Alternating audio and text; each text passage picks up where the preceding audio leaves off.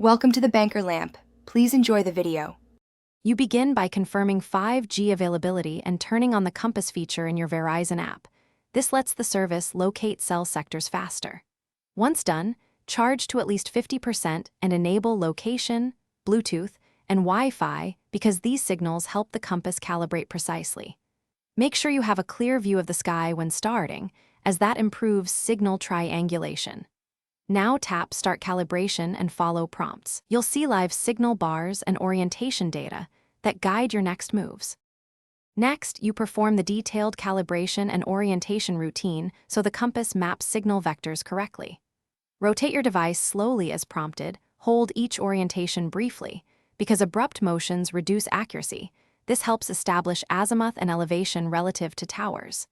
As you move, monitor signal strength, SNR, and the reported cell ID. These numbers tell you which direction has the cleanest path.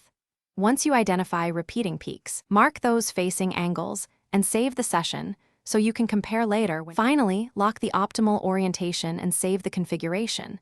Then validate by running a data test or light traffic to confirm throughput gains. If results vary, repeat calibration in an open spot and make sure the app and device firmware are up to date because software can change measurement behavior.